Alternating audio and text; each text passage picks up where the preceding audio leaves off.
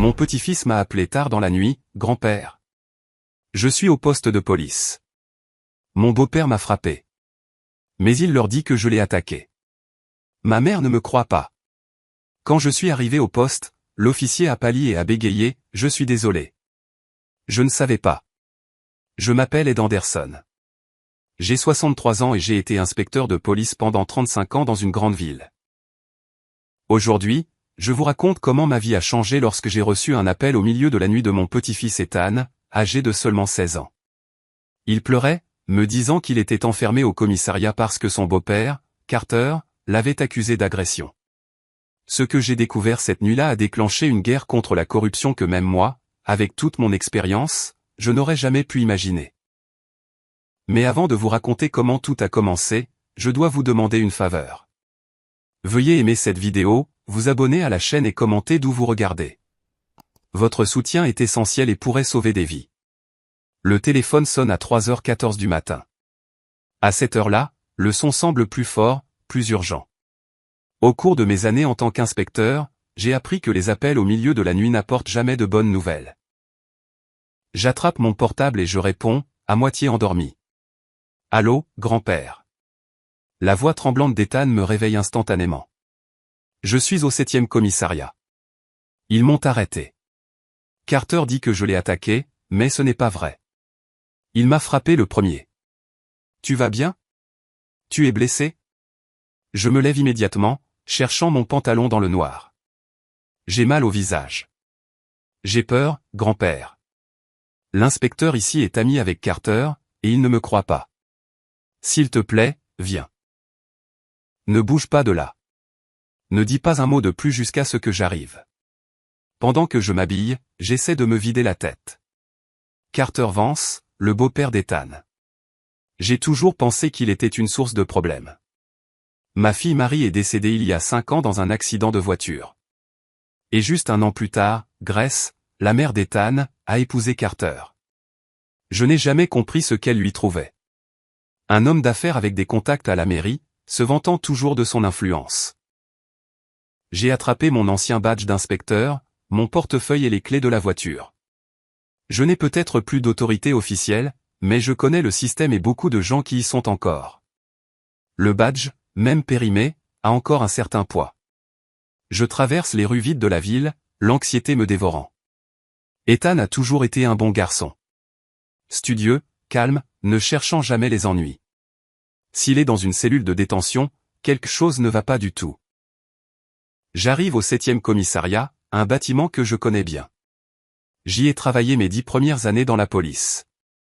En entrant, l'odeur familière de café rassis et de désinfectant me frappe comme un vieil ami. Au bureau, une jeune policière tape quelque chose. Bonsoir. Je suis Ed Anderson, ancien inspecteur. Mon petit-fils, Ethan Alvarado, est détenu, et je veux le voir. La policière me regarde avec indifférence.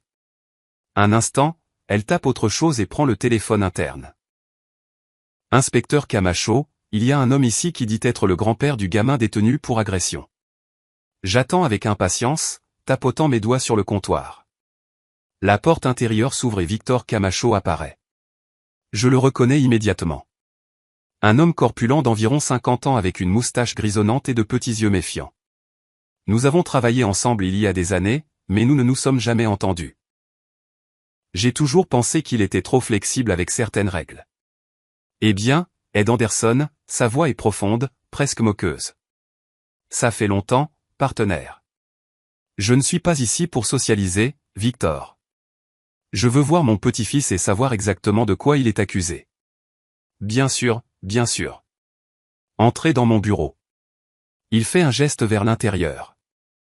Je le suis dans le couloir. Au bout, je vois les cellules de détention temporaire. Dans l'une d'elles, j'aperçois Ethan assis sur un banc, la tête baissée. J'essaie de m'approcher, mais Camacho m'arrête. Parlons d'abord, Ed. Les choses sont compliquées. Dans son bureau, Camacho s'assoit derrière son bureau, et je prends la chaise en face de lui. Il y a une photo encadrée sur son bureau.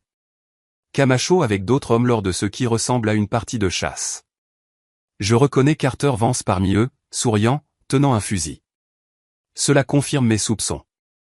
Ils sont amis.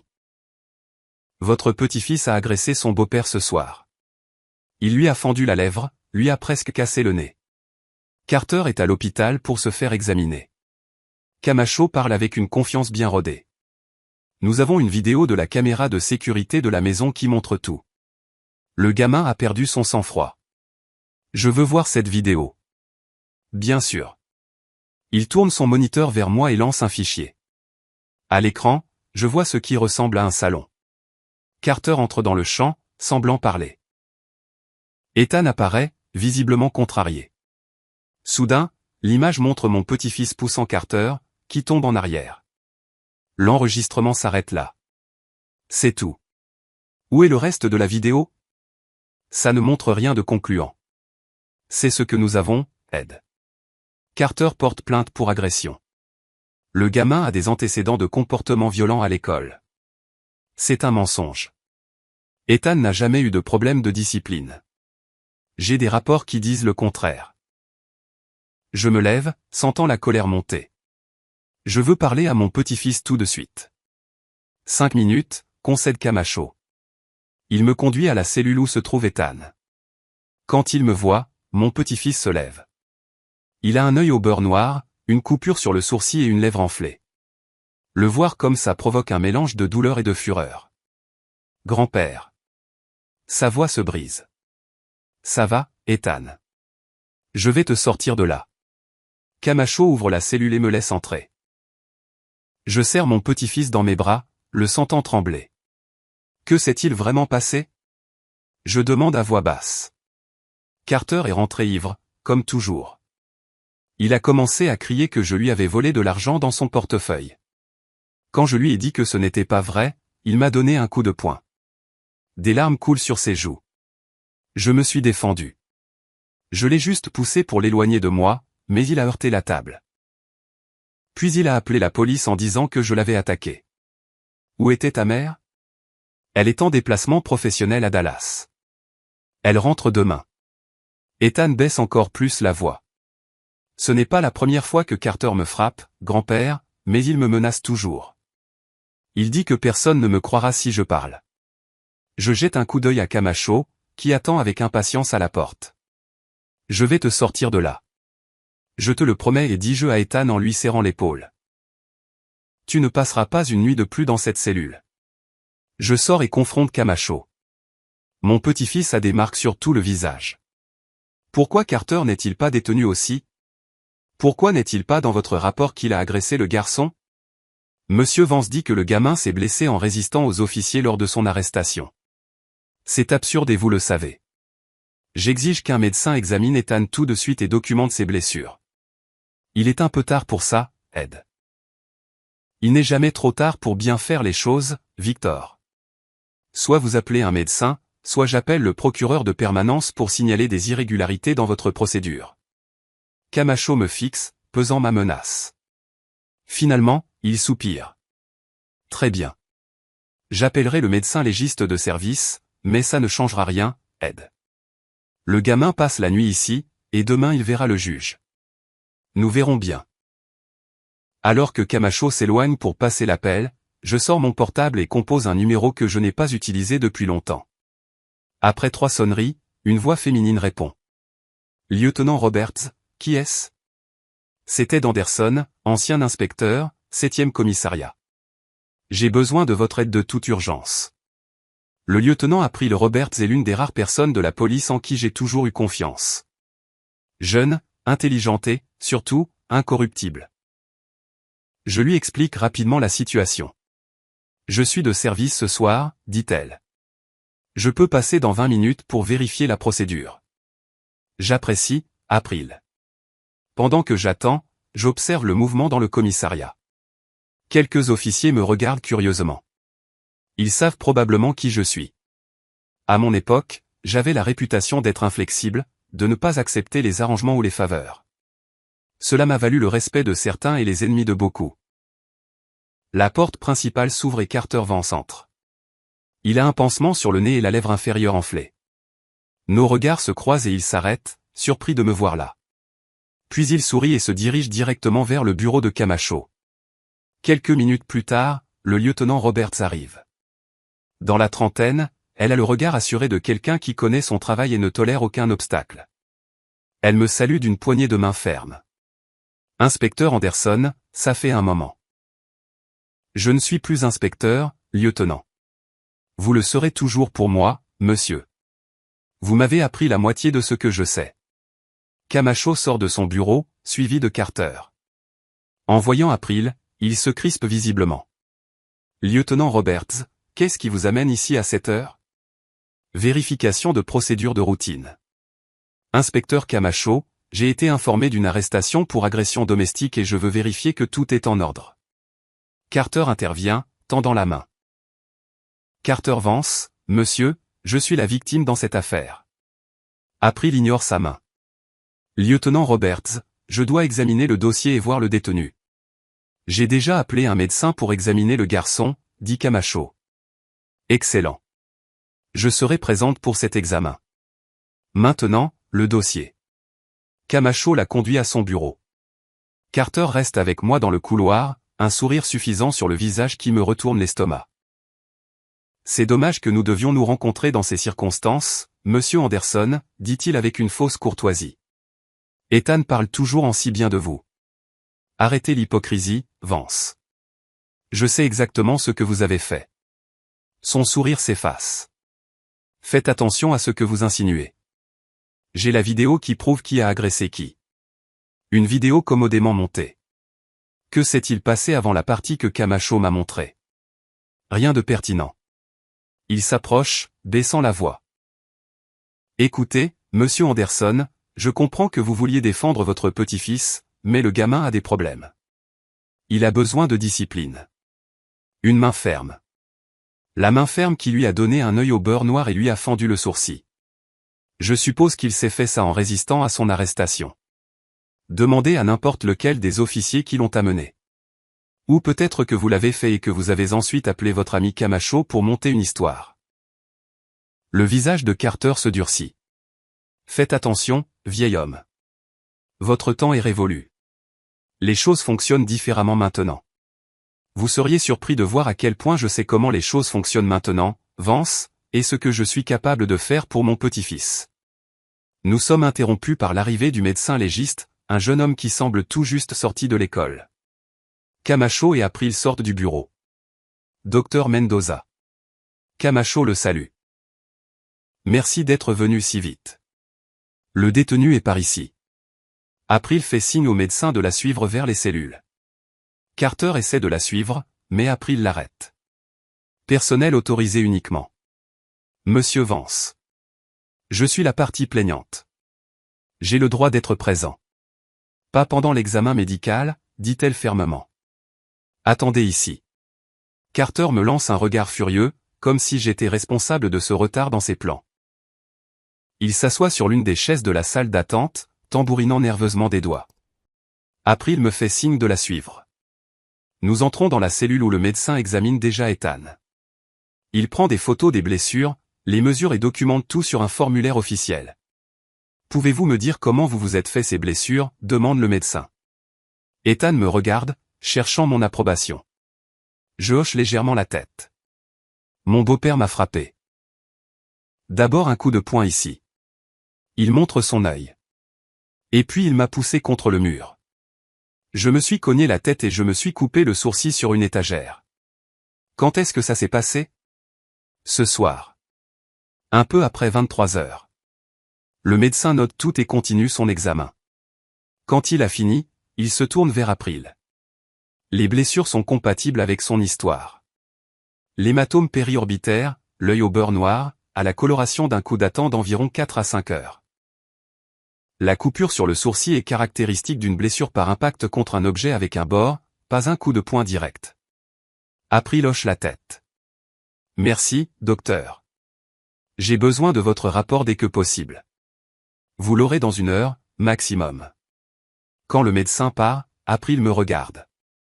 Cela contredit le rapport initial. Bien sûr que ça le contredit. Camacho couvre Carter. J'ai aussi examiné la vidéo, dit-elle à voix basse. Quelque chose cloche. Les métadonnées montrent qu'elle a été modifiée il y a 2 heures. L'enregistrement original doit être plus long.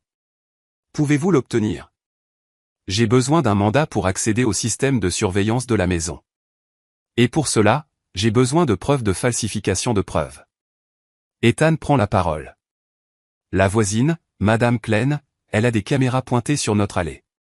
Elle enregistre toujours. Elle dit que les gens lui volent ses pots de fleurs. April me regarde avec une lueur d'espoir.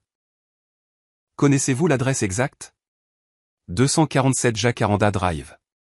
Dans le quartier de la Vallée, répond Ethan.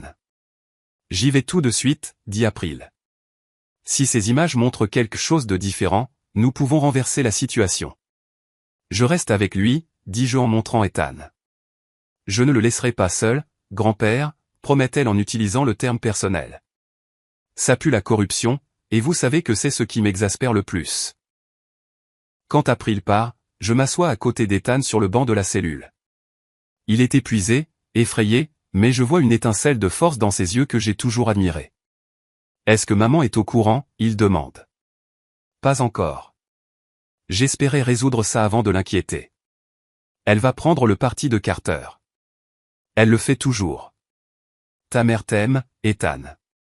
Mais parfois, l'amour nous rend aveugles. Carter la manipule. Il lui fait croire que je suis le problème, que je lui manque de respect et elle le croit parce qu'il s'arrête. Parce que quoi? Parce qu'il a de l'argent. Parce que depuis que papa est mort, maman a peur d'être seule. Ça fait mal à entendre, mais je sais qu'il a raison. Grace, ma belle-fille, ne s'est jamais complètement remise de la mort de ma fille, Marie. Elles étaient très proches. Carter est apparu au moment parfait, offrant une stabilité financière et émotionnelle. Ou du moins, c'est ce qu'il semblait. Nous allons arranger ça. Je te le promets, Ethan. Et après, toi et moi aurons une longue discussion sur tout ce qui s'est passé dans cette maison. Le temps s'écoule lentement au commissariat. Camacho apparaît de temps en temps, nous lançant des regards anxieux. Carter est resté dans la salle d'attente, parlant tranquillement au téléphone. Près de 2 heures plus tard, la porte principale s'ouvre. April entre, accompagnée d'une femme plus âgée à l'air sévère. La procureure Melinda Moss. Je la reconnais immédiatement. Sa réputation d'incorruptibilité la précède. Derrière elle se trouve une petite femme âgée tenant un téléphone portable. Madame Klein, je suppose. L'expression de Camacho se transforme en pure panique quand il voit la procureure. Carter se lève, confus par cette tournure inattendue. Inspecteur Camacho, dit Melinda Moss d'une voix ferme. Le lieutenant Roberts m'a informé d'éventuelles irrégularités dans cette affaire. Montrez-moi le dossier et la vidéo immédiatement. Pendant que Camacho, visiblement nerveux, conduit la procureure à son bureau. April s'approche de notre cellule. Nous avons trouvé quelque chose, me dit-elle tranquillement. Madame Klein avait des enregistrements d'il y a 3 jours montrant Carter poussant Ethan contre la porte. Et mieux encore, elle a l'audio de lui le menaçant. L'espoir gonfle dans ma poitrine. Pour la première fois depuis que je suis arrivé, j'ai l'impression que les choses pourraient bien tourner. Le système est pourri. Je le sais mieux que quiconque. Mais il y a encore des gens comme April et Melinda qui se battent pour la justice. Merci, dis-je à April de tout mon cœur. Elle sourit légèrement. Ne me remerciez pas encore, inspecteur. La nuit est jeune, et cette bataille ne fait que commencer. La procureure Moss passe plus d'1 heure enfermée dans le bureau de Camacho. À travers les stores, je vois des gestes tendus, des documents pointés du doigt, des regards sévères. Carter reste dans la salle d'attente, vérifiant constamment son téléphone. Je le regarde essayer de garder son sang-froid, mais sa jambe droite rebondit nerveusement, trahissant son anxiété. Madame Klein, la voisine d'Ethan, s'approche de notre cellule avec April. C'est une petite femme dans la 60aine, mais avec les yeux vifs de quelqu'un qui a beaucoup vu. Alors, vous êtes le grand-père, dit-elle. Sans chichi. Le garçon parle toujours en bien de vous. Merci d'être venu, madame. Madame Klein, me corrige-t-elle. Et ne me remerciez pas. Cet homme, elle fait un geste discret vers Carter, est un diable déguisé. Je l'ai vu. Je sais comment il change quand il pense que personne ne regarde. Ethan la regarde avec une gratitude évidente. Madame Klein lui fait un clin d'œil. Je t'ai apporté un beignet, gamin, mais ces flics ne m'ont pas laissé te le donner. Ils ont dit qu'il pourrait y avoir une lime dedans. Elle laisse échapper un petit rire. Comme si je savais faire ça. La porte du bureau s'ouvre enfin. La procureure Moss sort la première, le visage sombre. Camacho suit, visiblement mal à l'aise. La procureure s'approche de notre cellule. Monsieur Anderson. Je suis la procureure Melinda Moss. Sa voix est ferme mais pas hostile. Nous avons examiné l'affaire et j'ai trouvé des irrégularités importantes dans la procédure. Carter se lève, s'approchant rapidement. Procureur Moss, un plaisir de vous rencontrer. Carter Vance, j'espère que vous veillerez à ce que justice soit faite dans cet incident malheureux. La procureure le regarde à peine. Monsieur Vance, je vous suggère de contacter un avocat immédiatement. Un avocat? Mais je suis la victime ici. Cela reste à déterminer, répond-elle sèchement. Lieutenant Roberts, libérez Monsieur Alvarado. Sa détention n'a pas suivi les protocoles établis. April ne cache pas sa satisfaction en ouvrant la cellule. Ethan me regarde, incrédule. Je peux y aller? Oui, confirme la procureure. Mais j'ai besoin que vous et votre grand-père restiez disponibles pour d'autres déclarations. Carter s'avance, visiblement contrarié. C'est inacceptable. Vous laissez simplement partir mon agresseur. Quelle sorte de justice est-ce là, monsieur Vance? La voix de la procureure prend un ton tranchant. Les enregistrements que nous avons examinés montrent une version très différente des événements. La falsification de preuves est un crime fédéral. Si vous souhaitez éviter des accusations plus graves, je vous suggère de modérer votre ton et de coopérer pleinement à l'enquête. Carter pâlit. Il regarde Camacho, qui évite son regard, comprenant que le navire est en train de couler. Inspecteur Camacho, poursuit la procureure. Vous êtes temporairement relevé de vos fonctions jusqu'à la fin de l'enquête interne. Remettez votre badge et votre arme à l'officier de service. Le visage de Camacho se tord dans un mélange d'incrédulité et de rage contenue. C'est une erreur, procureur. Mes procédures étaient standards. Vos procédures comprenaient l'acceptation de preuves falsifiées et l'omission d'informations cruciales du rapport initial. L'évaluation médicale de Monsieur Alvarado contredit directement votre exposé des faits. La procureure n'élève pas la voix, mais chaque mot tombe comme un marteau. Le lieutenant Roberts est en charge de ce commissariat jusqu'à nouvel ordre. Nous quittons le commissariat au moment où le ciel commence à s'éclaircir. L'air frais du matin est rafraîchissant après des heures dans cet environnement oppressant. Ethan marche à côté de moi en silence, visiblement épuisé mais soulagé. Où allons-nous, grand-père? Chez moi. Tu ne peux pas retourner chez toi. Pas maintenant. Dans la voiture, je remarque qu'Ethan se détend lentement. Le silence entre nous est confortable, mais je sais que nous avons beaucoup de choses à nous dire. Ce n'est pas fini, n'est-ce pas, demande-t-il finalement. Non, Ethan. Ça ne fait que commencer. Chez moi, je prépare du café pendant qu'Ethan prend une douche rapide.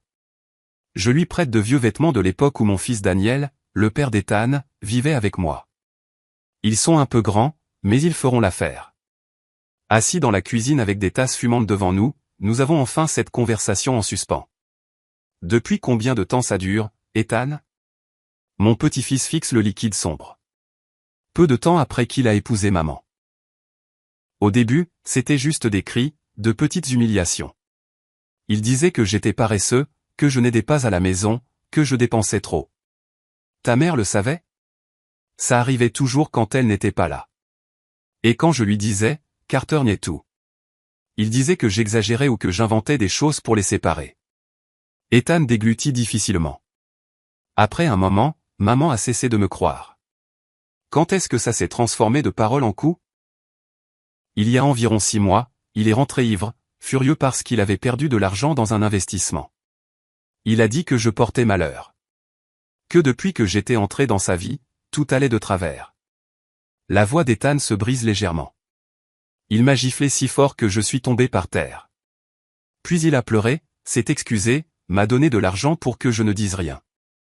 Je sens la colère monter, mais je me force à rester calme. Pourquoi ne m'as-tu pas appelé à ce moment-là? Je pensais que je pouvais gérer ça et j'avais peur que si je le dénonçais, maman souffrirait. Elle semblait heureuse pour la première fois depuis la mort de papa. Le téléphone interrompt notre conversation. C'est Grace, la mère d'Ethan. Papa? Carter vient de m'appeler complètement hystérique.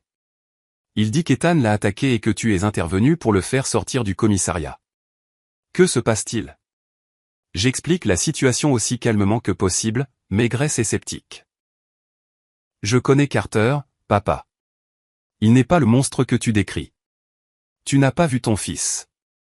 Il a un œil au beurre noir et son sourcil est fendu. Vas-tu dire qu'il s'est fait ça tout seul, aussi?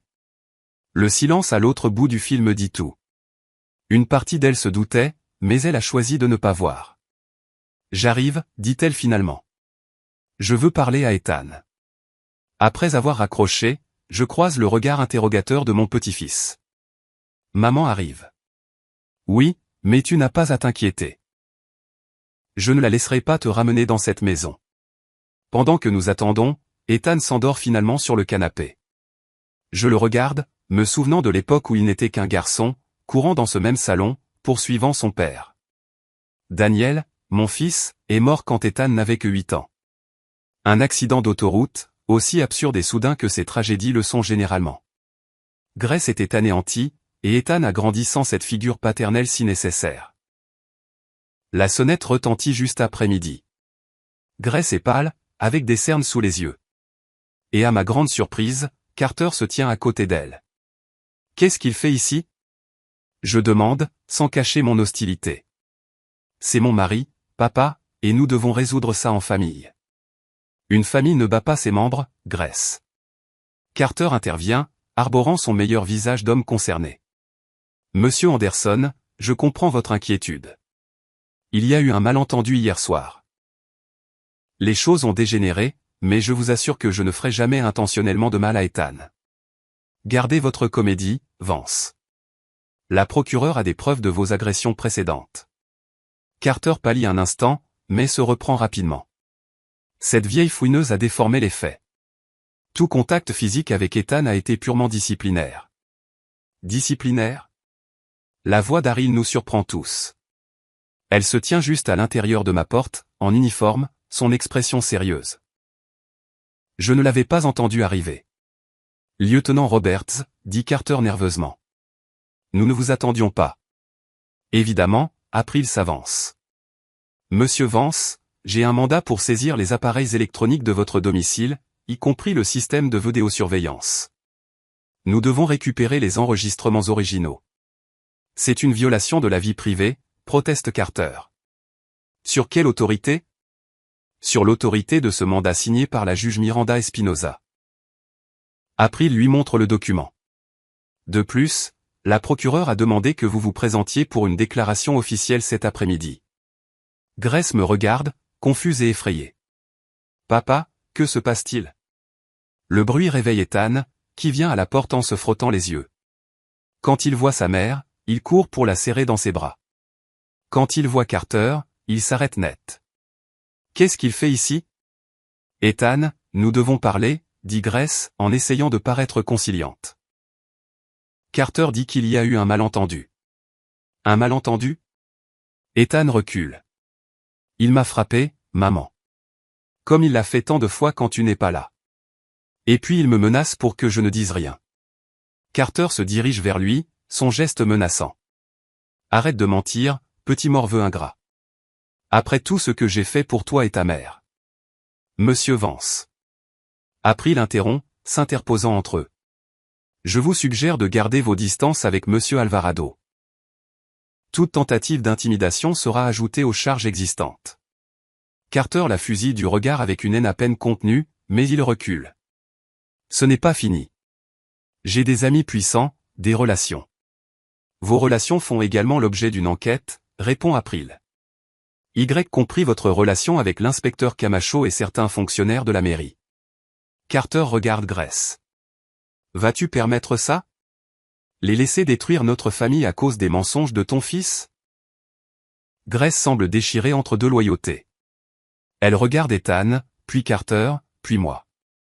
J'ai besoin de voir ces enregistrements, dit-elle, la voix brisée. J'ai besoin de connaître la vérité. La vérité est juste devant toi, je lui dis en montrant les blessures d'Ethan. Tu as juste besoin d'ouvrir les yeux pour la voir. Carter se rend compte qu'il perd du terrain. Son visage se transforme, laissant tomber le masque de l'homme raisonnable.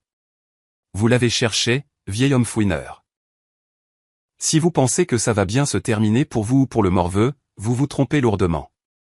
Il se retourne et se dirige vers sa voiture, ignorant les appels d'April lui demandant de se présenter pour sa déclaration. Laissez-le partir, lieutenant. Je dis qu'il n'ira pas loin. Grace entre dans la maison, serrant Ethan dans ses bras de manière protectrice. April reste avec moi à la porte un moment. Il aurait dû se présenter volontairement, dit-elle, sinon je devrais l'arrêter. Le fera-t-il? Il est trop arrogant pour croire qu'il est en réelle difficulté. Il sous-estime la gravité de la situation. Nous avons trouvé d'autres vidéos sur le téléphone de Madame Klein. Des épisodes d'abus remontant à des mois. La procureure a tout ça. Tout et elle est furieuse. Peu de choses mettent Melinda Moss plus en colère que la maltraitance des enfants et la corruption policière. April me regarde sérieusement. Surveillez votre petit-fils, inspecteur. Les hommes comme lui deviennent les plus dangereux quand ils sentent qu'ils perdent le contrôle. Après le départ d'April, je rentre. Grace est assise sur le canapé, la tête dans les mains. Ethan est dans la cuisine en train de te préparer du thé. Pourquoi n'ai-je pas vu, murmure Grace alors que je m'assois à côté d'elle. Comment ai-je pu être si aveugle? L'amour nous aveugle parfois, dis-je doucement. Et Carter est un bon manipulateur. Tu n'es pas la première, et tu ne seras pas la dernière à tomber pour quelqu'un comme ça. Mon propre fils, sanglote-t-elle. Mon garçon. Et je ne l'ai pas protégé. Tu peux encore le protéger maintenant, dis-je. En quittant Carter. En témoignant contre lui. Grace me regarde, la détermination grandissant dans ses yeux. Je le ferai. Il ne posera plus jamais la main sur lui. Les heures suivantes se passent dans un calme étrange. Ethan et Grace parlent longuement dans la chambre d'amis. J'essaie de m'occuper, de préparer de la nourriture que personne n'a vraiment envie de manger. Le téléphone sonne plusieurs fois. La procureure, le lieutenant Roberts, même quelques journalistes qui ont eu vent de l'affaire. Je leur dis à tous la même chose. Nous parlerons après nous être reposés. À la tombée de la nuit, après qu'Ethan se soit enfin endormi, Grace s'assoit avec moi sur le porche. Je n'aurais jamais imaginé que ça finirait comme ça, dit-elle en regardant les étoiles. Quand j'ai rencontré Carter, il semblait si parfait, attentionné, aimant, stable. Les manipulateurs semblent toujours parfaits au début. Il y avait des signes, admet-elle. Des commentaires contrôlants, une jalousie inexplicable, de petits mensonges, mais je me suis convaincu qu'ils n'avaient pas d'importance. Que allez-vous faire maintenant? Divorcer de lui, évidemment. Témoigner contre lui. Essayer de réparer ma relation avec Ethan. Elle soupira profondément. Ce sera un long processus. Je serai là pour vous soutenir tous les deux, je l'assure. Mon téléphone vibre. Un texto d'April. Carter ne s'est jamais présenté pour sa déclaration. Nous avons émis un mandat d'arrêt contre lui. Un frisson me parcourt l'échine. Un homme comme Carter, acculé, est dangereux. Qu'est-ce qui ne va pas, demande Grace, remarquant mon expression. Rien d'important, je mens, ne voulant pas l'inquiéter davantage. Tu devrais te reposer. Cette nuit-là, je dors d'un sommeil agité, me réveillant à chaque bruit.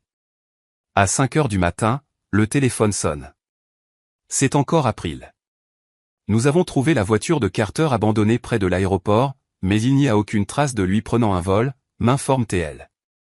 Nous pensons qu'il pourrait utiliser de faux documents ou que quelqu'un l'aide à se cacher. Avez-vous vérifié ses comptes bancaires? Ils ont été gelés depuis hier soir. Et nous surveillons toutes ses propriétés connues. Surveillez Camacho aussi. Si quelqu'un sait où Carter se cache, c'est lui. Camacho est sous surveillance constante. Je raccroche et regarde par la fenêtre. La lumière de l'aube commence à illuminer la rue vide. Tout semble calme, mais je ne peux pas me défaire du sentiment que ce calme n'est que le prélude à quelque chose de pire. 2 jours passent sans nouvelles de Carter. Ethan commence à se détendre, souriant même de temps en temps. Grace demande le divorce et dépose une plainte officielle pour violence domestique. La procureure Moss m'informe que l'enquête s'est élargie. Apparemment, Carter est impliqué dans des affaires louches avec plusieurs fonctionnaires municipaux, notamment des pots de vin et du trafic d'influence. Le matin du 3e jour, Grace décide de retourner brièvement chez elle pour récupérer quelques affaires. J'insiste pour l'accompagner, mais elle refuse. La police surveille la maison toute la nuit, dit-elle. Carter n'est pas là. De plus, j'irai avec un officier. Tout ira bien. Quelque chose en moi me dit que c'est une mauvaise idée, mais je ne veux pas paraître surprotecteur. Grace se sent déjà assez coupable. Appelle-moi quand tu arrives, et avant de partir, je lui dis. Je te le promets. Ethan et moi restons à la maison à jouer aux échecs pour nous distraire. Il est bon à ce jeu, calculateur et patient. Il me rappelle son père. Le téléphone sonne et je réponds, m'attendant à entendre Grace. Au lieu de cela, c'est Carter. Écoute-moi attentivement, vieil homme. Sa voix est agitée, frénétique. Ta belle-fille est avec moi. Si tu veux la revoir, amène Ethan à l'entrepôt abandonné au 54 avenue de l'Industrie. 1 heure. Juste vous deux. Si je vois un seul flic, Grace paiera. Carter, ne sois pas idiot. 1 heure, crie-t-il et il raccroche. Je regarde Ethan, qui a saisi la gravité de la situation à mon expression. Je ne peux pas lui dire la vérité, mais je ne peux pas non plus lui mentir. Qu'est-ce qui ne va pas, grand-père? C'est maman? Ta mère va bien, dis-je en essayant de paraître convaincant. Mais j'ai besoin que tu restes ici pendant que je vais m'occuper de quelque chose d'important. C'est Carter, n'est-ce pas? L'intuition d'Ethan me surprend. Qu'a-t-il fait? À ce moment, mon téléphone sonne à nouveau. C'est April. Inspecteur, nous avons une situation. Grace n'est jamais arrivée chez elle. L'officier qui devait l'escorter a été retrouvé inconscient dans sa voiture de patrouille. Carter là, dis-je directement. Il vient de m'appeler. Il veut que j'amène Ethan à un entrepôt sur l'avenue de l'Industrie dans une heure où il fera du mal à Grace. N'y allez pas seul, inspecteur. C'est un piège. Je sais, mais je ne peux pas risquer la vie de ma belle-fille. Donnez-moi l'adresse exacte. J'enverrai des unités en civil. Je lui donne les détails et je raccroche. Ethan me fixe. Je viens avec toi, dit-il fermement. Pas question. C'est trop dangereux. C'est ma mère, grand-père. Et c'est de ma faute. Ce n'est pas de ta faute, Ethan. Rien de tout ça n'est de ta faute. Si tu ne m'emmènes pas, j'irai seul. Sa détermination est absolue. Je le regarde, pesant la situation. Si je le laisse ici, il essaiera probablement de me suivre, se mettant encore plus en danger. Si je l'emmène, au moins je peux essayer de le protéger. Très bien, je cède finalement. Mais tu feras exactement ce que je dis. Pas de question. Compris? Il hoche gravement la tête. Compris. Alors que nous nous préparons à partir, je ne peux m'empêcher de penser que nous nous dirigeons vers la partie la plus sombre de cette histoire. Mais je sais aussi que parfois, il faut affronter l'obscurité avant que la lumière ne puisse enfin arriver. Le trajet jusqu'à l'entrepôt semble éternel. Je conduis en silence, Ethan à côté de moi. Ses mains tremblent légèrement, mais son regard reflète une détermination qui me rappelle son père. Avant de partir, j'ai glissé mon ancien pistolet de service à l'arrière de ma ceinture. J'espérais ne plus jamais avoir à l'utiliser. Mais la vie a des façons cruelles de changer nos plans. Tu as un plan, demande Ethan, rompant le silence. Le lieutenant Roberts envoie des unités en civil. Nous ne serons pas seuls. Et s'ils sont en retard? Et si Carter voit les flics et fait du mal à maman? Je n'ai pas de réponse réconfortante, alors je lui dis la vérité. Nous ferons tout notre possible pour que ça n'arrive pas. Mon téléphone vibre avec un texto d'April. L'équipe est en position dans 15 minutes. Attendez avant d'entrer, mais nous n'avons pas 15 minutes. Alors que nous arrivons sur l'avenue de l'Industrie, je vois l'entrepôt abandonné au bout de la rue.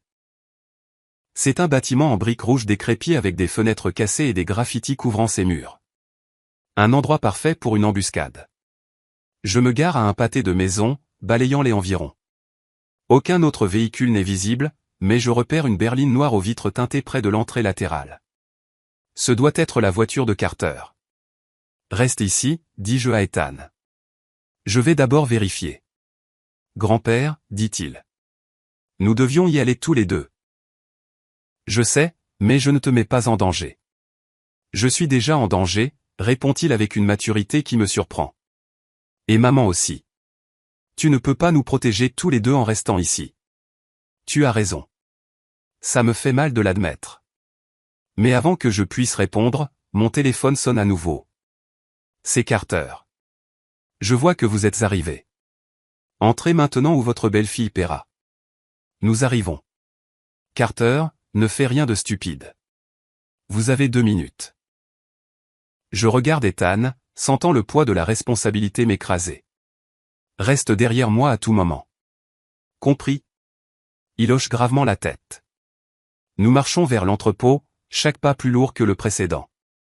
La porte principale est entr'ouverte, grinçant sinistrement alors que je la pousse. L'intérieur est sombre, à peine éclairé par la lumière filtrant à travers des fenêtres sales et quelques lucarnes. Carter, j'appelle, en essayant de garder ma voix stable. Au fond, Ed. Vous deux, venez. Nous avançons entre des boîtes et des machines abandonnées. L'endroit sent l'humidité et la rouille. Quand nous atteignons un plus grand espace ouvert, je les vois. Carter est debout, tenant Grace par le bras. Son visage est taché de larmes, mais elle semble indemne. Maman, crie Ethan, essayant de courir en avant. Je l'arrête, en mettant un bras devant lui.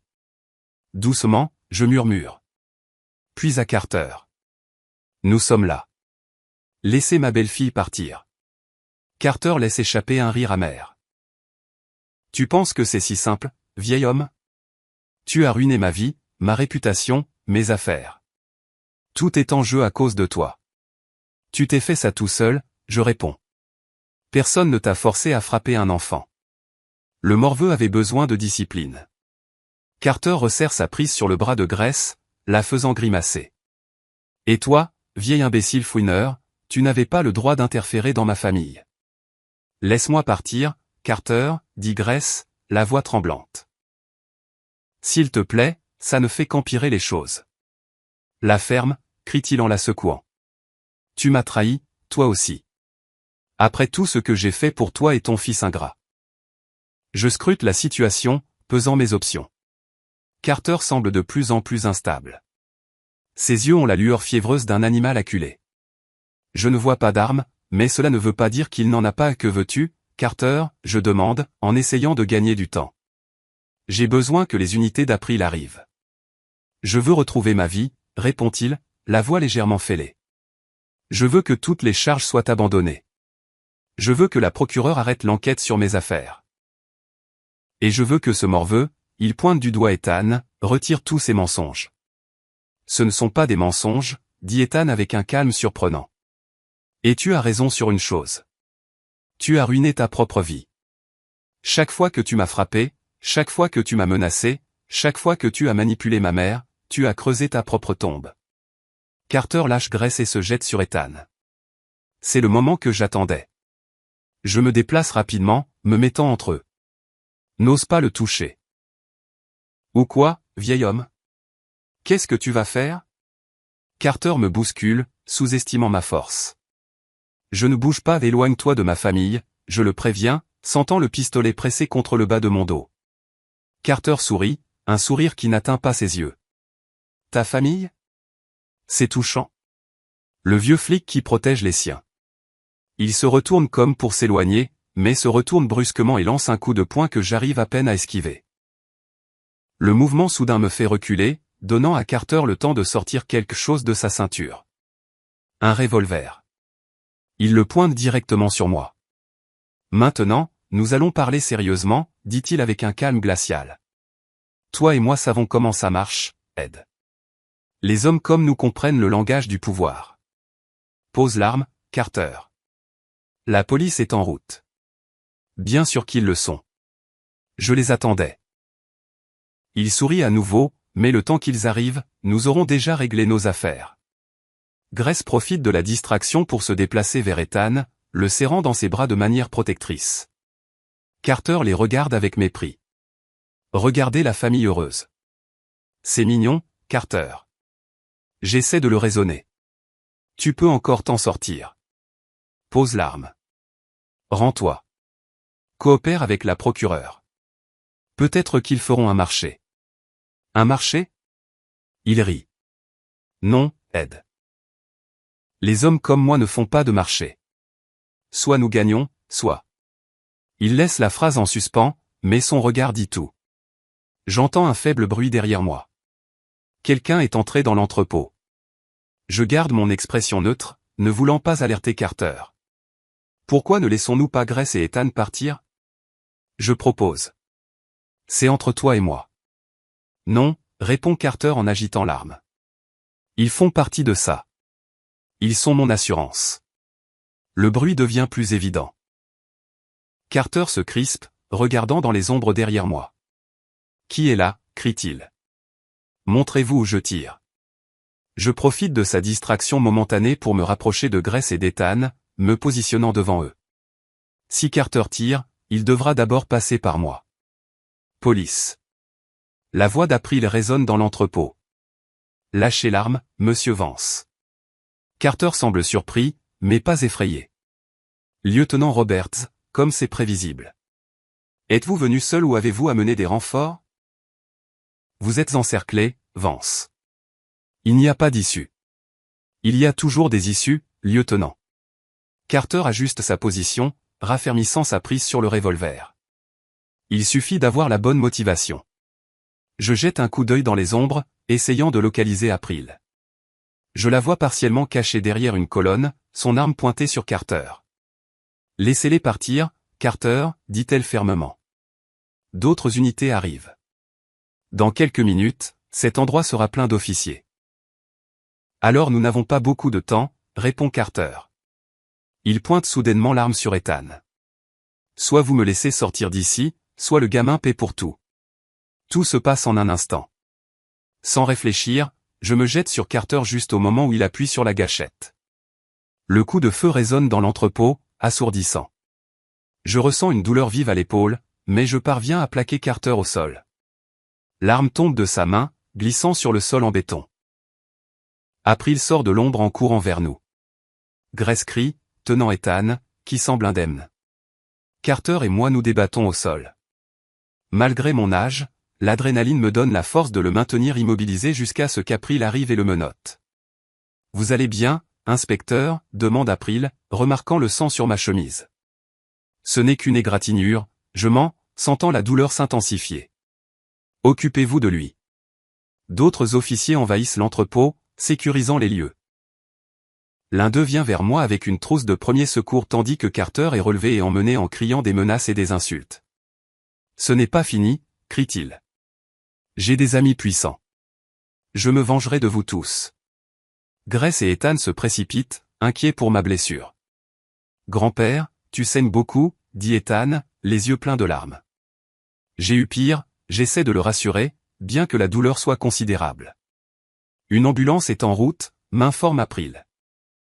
Tenez bon, inspecteur. Alors que le secouriste met la pression sur la blessure, je regarde ma famille. Malgré la terreur qu'ils viennent de vivre, je vois du soulagement sur leur visage. Carter ne peut plus leur faire de mal. Dans l'ambulance, avec Grace et Ethan à mes côtés, je ressens un étrange sentiment de paix. La blessure fait mal, mais c'est un rappel que je suis en vie, que nous avons tous survécu à ce cauchemar. Merci, papa, murmure Grace en me serrant la main. Pour nous avoir sauvés. Je le ferai toujours, je réponds, sentant le sédatif qu'ils m'ont donné commencer à faire effet. Je serai toujours là pour vous. Les jours à l'hôpital passent lentement. La balle a effleuré l'os de mon épaule, mais n'a causé aucun dommage grave. Les médecins disent que j'aurai une mobilité totale après quelques semaines de thérapie. April me rend visite régulièrement, me tenant au courant de l'affaire. Carter fait face à de multiples accusations. Enlèvement, agression aggravée, maltraitance d'enfants, tentative d'homicide, obstruction à la justice. La liste est longue. Camacho a également été formellement accusé de dissimulation et de falsification de preuves. La procureure Moss a élargi l'enquête, découvrant un réseau de corruption impliquant plusieurs fonctionnaires municipaux. Un après-midi, alors qu'Ethan m'aide avec la nourriture de l'hôpital, je remarque qu'il est inhabituellement pensif. À quoi penses-tu, mon fils? Je pensais à tout ce qui s'est passé, à la façon dont un seul homme peut causer tant de mal. Certains hommes confondent le pouvoir avec le droit de maltraiter les autres, je lui dis. C'est une leçon difficile, mais importante. Je pense que je veux étudier le droit, dit-il soudainement. Je veux aider les gens comme nous, les gens confrontés à l'injustice. Je souris, ressentant un immense sentiment de fierté. Tu seras un excellent avocat, Ethan. C'est grâce à toi, grand-père. Ses yeux s'embulent. Si je n'avais pas eu le courage de t'appeler cette nuit-là. Mais tu l'as fait, j'interromps. Et ça montre le genre d'homme que tu es. La porte s'ouvre et la procureure Moss entre. C'est la première fois que je la vois depuis cette nuit au commissariat. Elle a l'air fatiguée mais satisfaite. Inspecteur Anderson, je suis heureuse de vous voir vous rétablir. Procureur Moss. Quelle surprise. Je suis venu vous informer personnellement. Le juge a refusé la caution pour Carter Vance. Il restera en détention jusqu'au procès. Et Camacho, je demande, également en détention. Il coopère. Il fournit des informations sur l'ensemble du réseau de corruption. La procureure regarde Ethan. Votre témoignage sera crucial, jeune homme. Pensez-vous pouvoir le faire? Ethan hoche fermement la tête. Je suis prêt. Bien. Parce que ce que vous avez vécu, malheureusement, n'est pas un cas isolé. La procureure s'assoit sur le bord de mon lit. Nous mettons en place un nouveau protocole au ministère de la Justice précisément pour empêcher la manipulation des preuves numériques dans les affaires de violence domestique.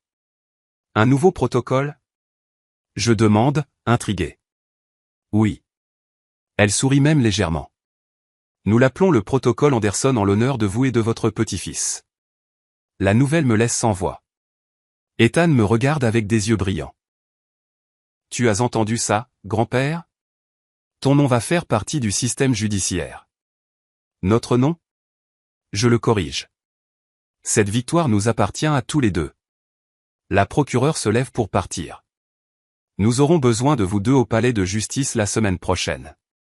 Le lieutenant Roberts viendra vous chercher. Nous serons là, promet Ethan. Quand la procureure part, Grace entre avec du café et des pâtisseries de la cafétéria de l'hôpital. Elle a retrouvé des couleurs, bien qu'elle ait toujours l'air épuisée. Bonne nouvelle, demande-t-elle en remarquant nos expressions. Les meilleures, répond Ethan et il lui parle du protocole Anderson. Grace me regarde avec un mélange de gratitude et de regret. Papa, je ne pourrai jamais assez te remercier. Si tu n'avais pas été là pour nous. Mais j'y étais, dis-je simplement, et je le serai toujours.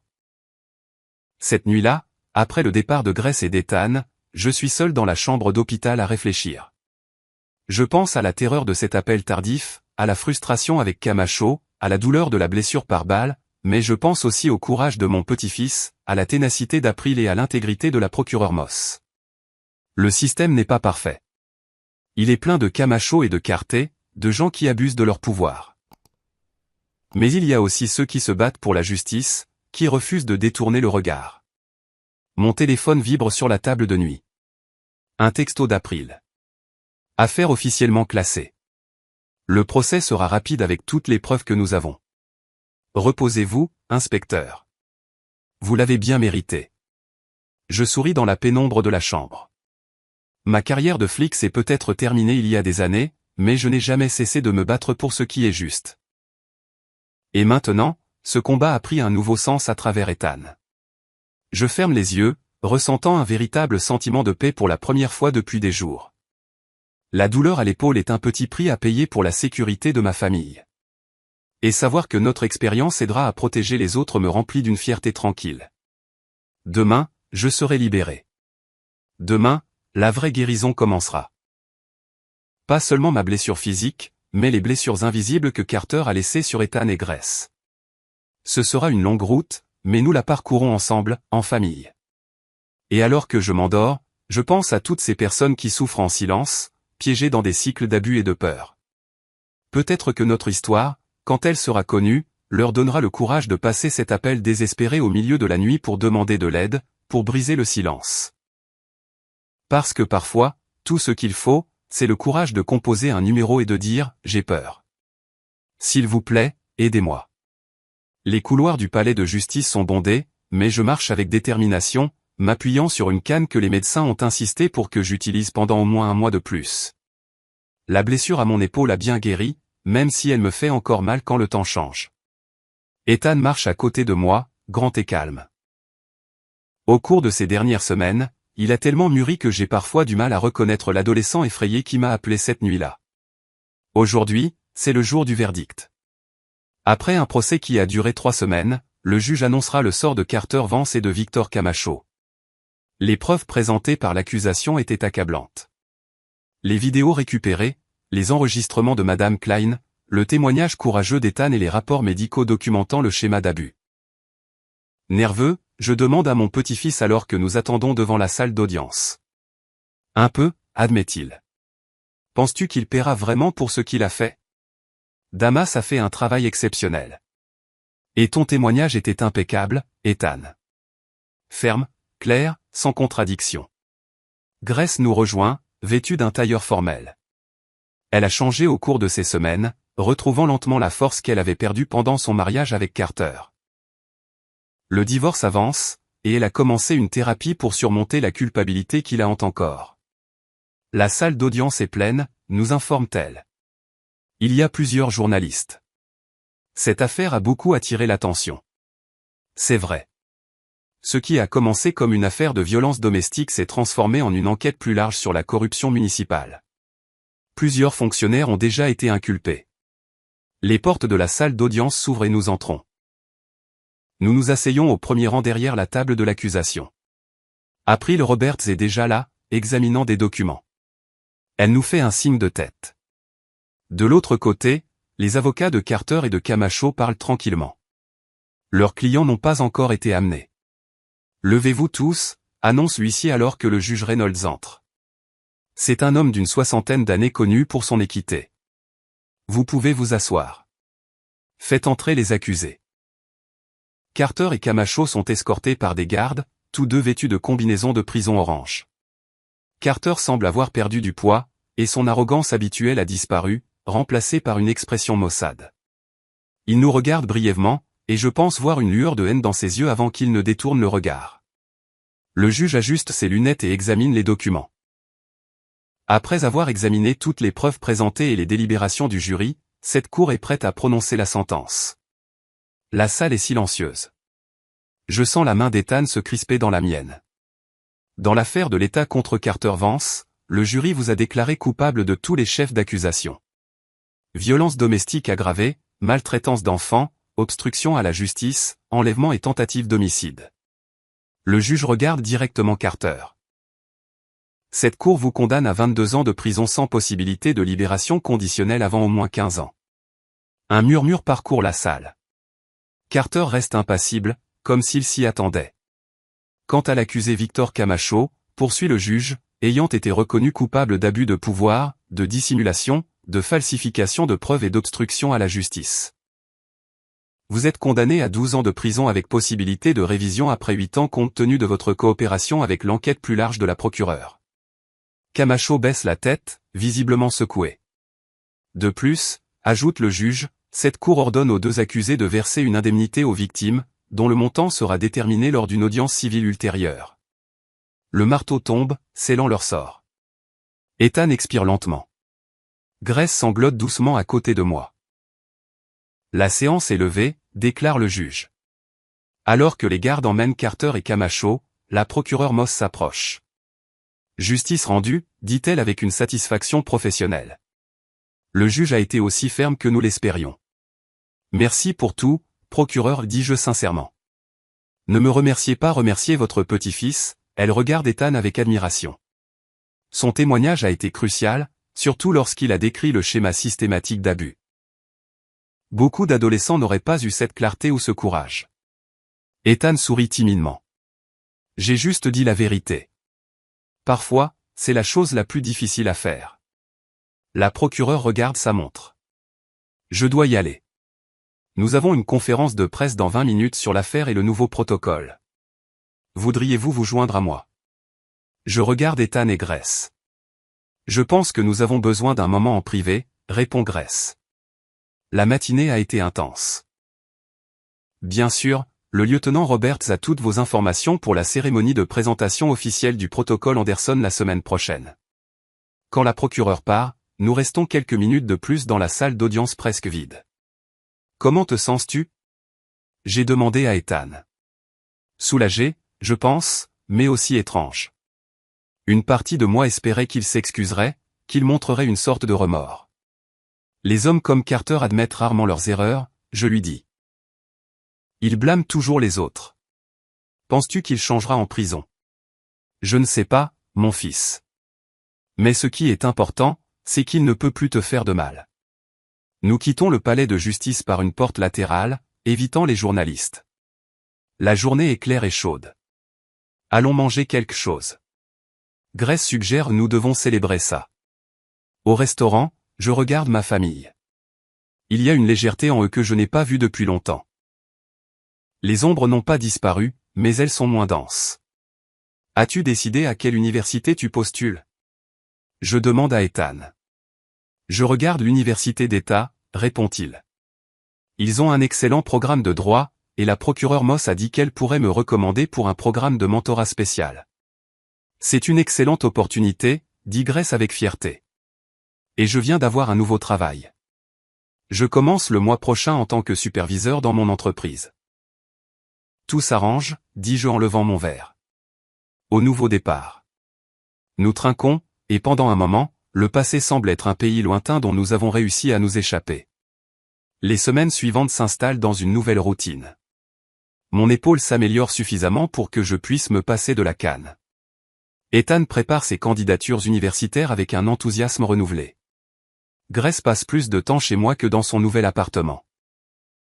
Un après-midi, je reçois un appel d'April. Inspecteur, nous avons une date pour la présentation officielle du protocole Anderson. Ce vendredi, à 11h, dans l'auditorium principal.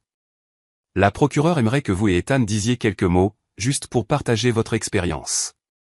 Quand je le dis à Ethan, je vois l'excitation dans ses yeux. C'est une chance d'aider d'autres personnes qui vivent la même chose. Le jour de la présentation, l'auditorium est plein. Des policiers, des procureurs, des juges. La procureure Moss explique le nouveau protocole, un ensemble de procédures pour garantir l'intégrité des preuves numériques dans les affaires de violence domestique et de maltraitance d'enfants. Il comprend la vérification des métadonnées, une chaîne de possession renforcée et une analyse médico-légale indépendante. Ce protocole est né d'une affaire qui a révélé de graves failles dans notre système. Quand c'est mon tour, je me lève. Pendant 35 ans, j'ai servi comme inspecteur de police. Je commence. Je pensais connaître le système, ses forces et ses faiblesses. Mais ce n'est que lorsque mon propre petit-fils a été piégé dans ce système que j'ai vraiment compris à quel point les victimes de violences domestiques sont vulnérables. Je raconte brièvement notre histoire, en soulignant le soutien crucial de personnes comme April Roberts et Melinda Moss. Quand Ethan prend le micro, sa voix est claire et ferme. Il s'adresse directement aux jeunes présents, décrivant les signes subtils d'abus qu'il a ignorés, la manipulation psychologique, la peur. Si vous vivez quelque chose de similaire, sachez que vous n'êtes pas seul, dit-il. Il y a des gens qui vous croiront. Il vous suffit de faire ce premier pas. De passer cet appel, comme je l'ai fait. Ces paroles sont accueillies par des applaudissements assourdissants. Les mois passent. Ethan est accepté à l'université d'État. Grace finalise son divorce. Je retourne à mes anciens passe-temps. Un après-midi, près d'un an après cette nuit-là, je reçois une enveloppe officielle. L'appel de Carter a été rejeté. Je n'en parle ni à Ethan ni à Grace. Il n'y a aucune raison de troubler la paix qu'ils ont eu tant de mal à trouver. Le lendemain matin, Ethan vient prendre le petit déjeuner. Il est en vacances et fait maintenant du bénévolat en tant que mentor pour d'autres jeunes survivants. J'ai quelque chose à te montrer, dit-il en sortant un papier de son sac. C'est une lettre d'acceptation pour un programme de droit d'été. C'est impressionnant, Ethan. La procureure Moss m'a recommandé. Elle dit que j'ai du potentiel pour l'unité de poursuite des violences domestiques. Le chemin qu'il a choisi n'est pas facile. Mais il y a une force en lui, une résilience née de sa propre douleur. Tu sais ce qui est étrange, grand-père? Il dit, parfois, je pense à Carter, et je ne ressens plus ni peur ni haine. Juste de la pitié. Ça fait partie de la guérison. Je lui dis, tu le détestes toujours? Je réfléchis. Disons simplement que je ne gaspille pas mon énergie avec lui. Je préfère la concentrer sur toi, sur notre famille, sur les bonnes choses qui en sont ressorties. Et c'est vrai. Le protocole Anderson est adopté dans d'autres États. Ethan a trouvé sa vocation. Grace a repris sa vie en main. Ce week-end-là, nous organisons une petite fête chez moi. Grace apporte de la nourriture. Ethan amène des amis de son groupe de soutien. Madame Klein vient même en apportant des beignets. Alors que je regarde cette nouvelle famille élargie, April s'approche de moi. Saviez-vous que 3 autres États adoptent le protocole? Elle dit il l'envisage au niveau national. Et je suis devenu capitaine. Félicitations, capitaine. C'est bien mérité. Merci, inspecteur. Je vous en dois une partie, avouez à Ethan. Alors que la fête continue, je sors sur le porche. Le ciel devient orange. Je pense au contraste. Pendant que nous célébrons, Carter purge sa peine. Pendant qu'Ethan construit un avenir, la carrière de Camacho est détruite. Je ne ressens pas de satisfaction, juste la certitude que la justice, bien qu'imparfaite et lente, est finalement arrivée. Ethan sort me trouver. Tout va bien, grand-père? Tu manques le dessert. Je réfléchissais juste, dis-je en passant mon bras autour de ses épaules. À quel point je suis fier de toi, de l'homme que tu es devenu. Grâce à toi, répond-il en posant sa tête sur ma bonne épaule. Si je n'avais pas passé cet appel. Mais tu l'as fait, et ça a tout changé. Nous rentrons ensemble. Grace nous accueille avec un sourire, une légèreté sur son visage qui me rappelle la jeune femme que je connaissais avant que la vie ne la frappe si durement. Alors que nous mangeons le dessert, je pense à tous ces téléphones qui sonnent au milieu de la nuit, aux voix tremblantes qui demandent de l'aide. L'histoire qui a commencé par un appel désespéré ne s'est pas terminée par un conte de fées. La vraie vie en offre rarement. Mais elle nous a donné quelque chose de tout aussi précieux. La chance de transformer la douleur en but, la peur en détermination, et une expérience traumatisante en un héritage qui en protégera beaucoup d'autres. Et peut-être qu'en fin de compte, c'est la victoire la plus importante de toutes. Si mon histoire vous a ému et que vous voulez savoir ce qui s'est passé ensuite, abonnez-vous et activez la cloche pour ne pas manquer le prochain chapitre. N'oubliez pas que votre soutien avec un j'aime et un commentaire peut sauver d'autres vies, tout comme celle de mon petit-fils.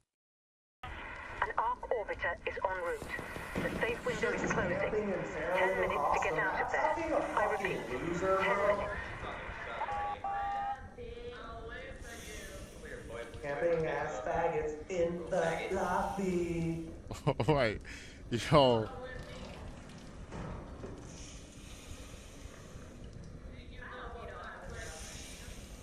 My God.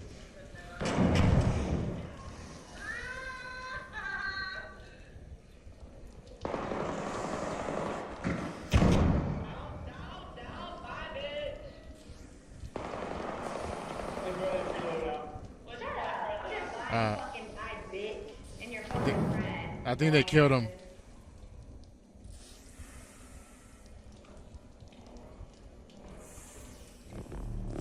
I think he's dead. I think he's dead.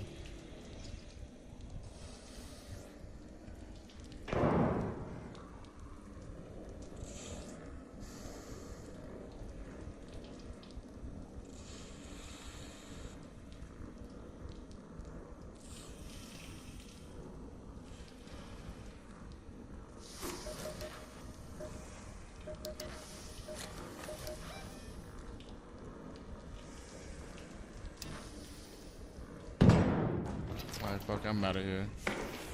Tired of waiting for them to come down.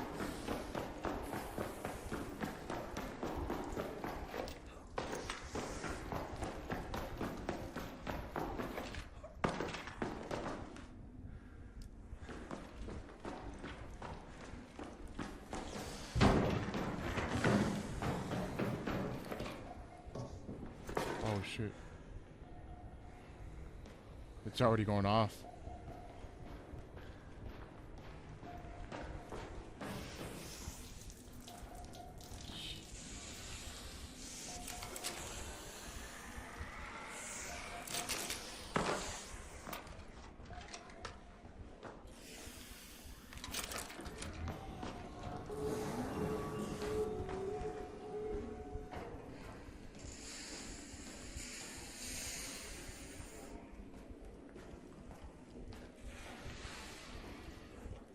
Nope, they're camping it, man.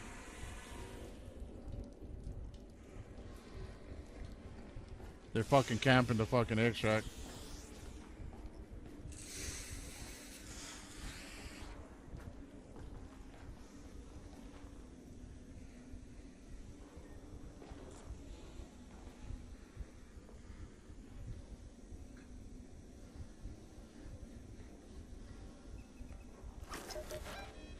That's the last one too. They're gonna camp it the whole fucking game. I guarantee it.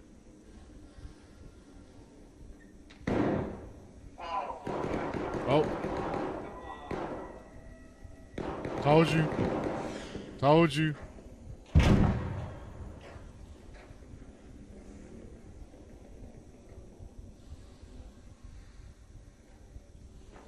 Extract campers. So y'all gonna sit there and camp the extract, huh? Oh, I got a hatch. I got a hatch.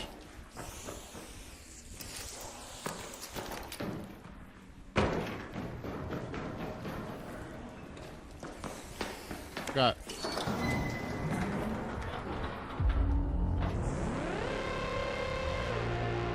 I forgot.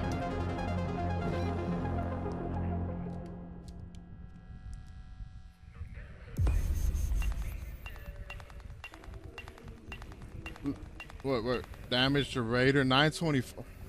How did I only get 924 damage Raider when I broke them bitches like 4 or 5 times? I broke them bitches 4 or 5 times. How did I only get 924 damage to Raider? I don't know. I don't know about that one.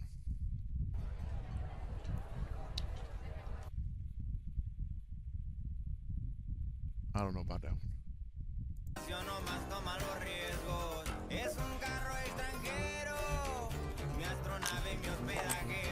So this.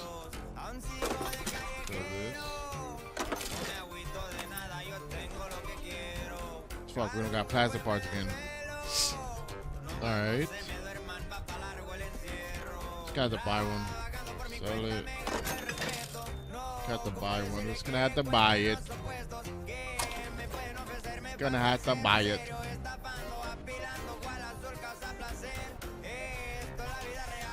Buy 3 of these. There you go, kid.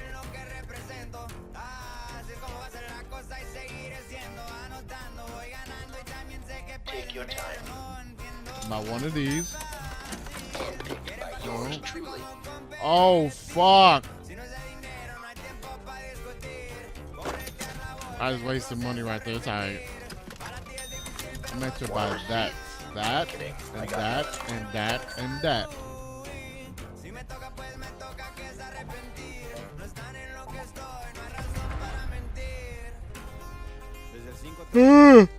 Hasta el 323. Oh. HP record.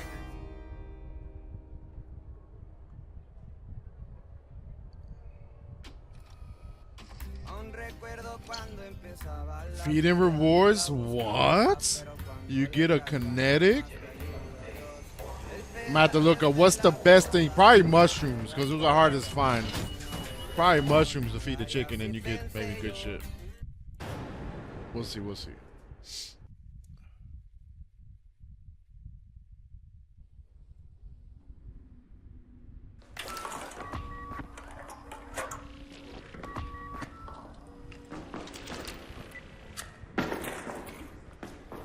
Ah, dark raid.